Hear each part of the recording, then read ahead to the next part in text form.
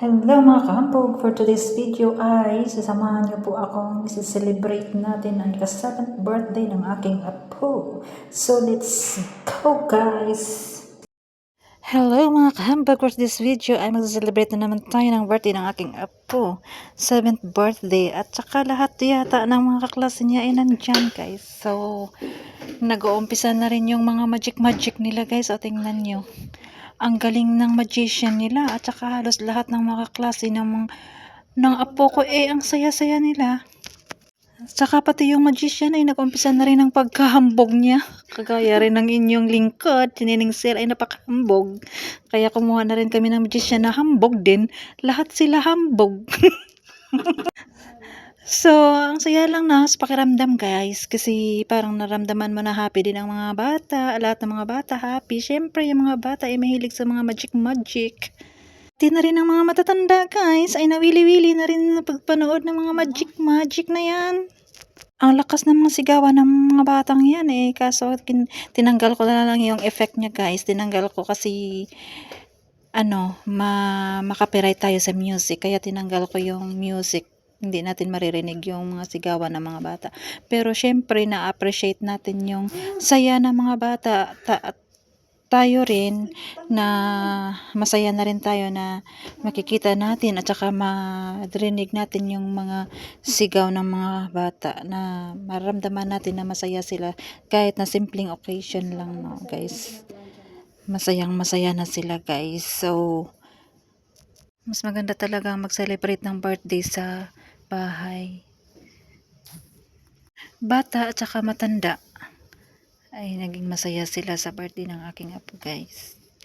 Pero alam niyo po guys, habang nanonood ako sa ginagawang pagmamagic ng ating magician ay hindi ko talagang kinukurap yung mata ko. Tinitingnan ko kung paano niya magawa yan. Lumalaki yung mata ko, hindi ko talaga pinipikit. Pero ang bilis ng kamay niya, hindi mo talaga makikita kung paano niya ginawa, no? Paano naging na lumabas ang apoy dyan.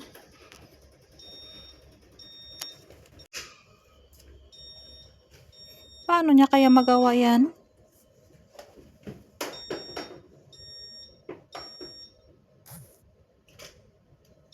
Kahit ang pagkukurap ng mata ko, hindi ko na pinipikit para makikita ko talaga kung paano niya ginawa. Umikot lang siya. Tapos umikot ulit. Nilagyan ng tali yung liig niya. At pagkatapos sinila, lumabas yung umbrella. Saan pa kayo guys? Ang galing, no? Ayan. Nag-e-exhibition pa sa umbrella. Naging dalawa na yung umbrella niya. Ang galing. Pero hindi ko nakita kahit kung saan nanggaling yung umbrella niya. Basta natandaan ko, tinali niya yung higot sa liig. Tapos hinila. Pagkahila niya, lumabas na yung dalawang umbrella. Ano ba yun? Isang umbrella, tapos bigla na lang naging dalawa.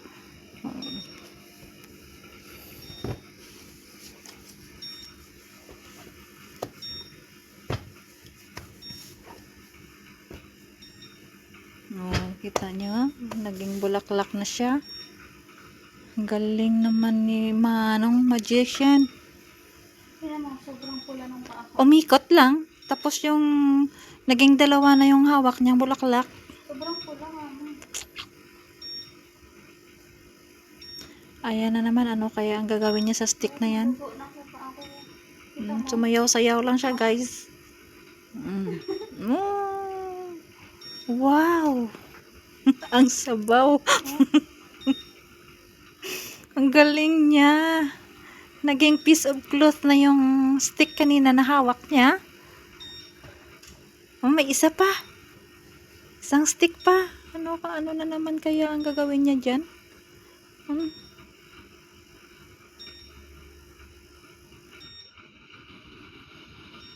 Wow!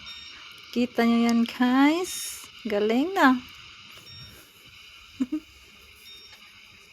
Saan niya kaya nilalagay yung mga ganyan? Alangan naman na nilagay niya lahat sa katawan niya yan. Mayroon pa. Yala, naging pating. Kanina pa tinawagan ko. Sabi nga bukas na lang ulit. Maglalaro daw siya.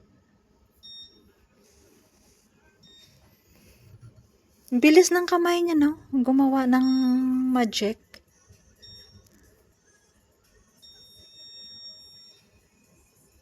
Paano niya kaya nagawa yun na hindi natin nakikita yung kung saan niya kinukuha yung mga bagay na nilalabas niya. So hanggang dito na lang muna ang aking video guys. Thank you so much for watching.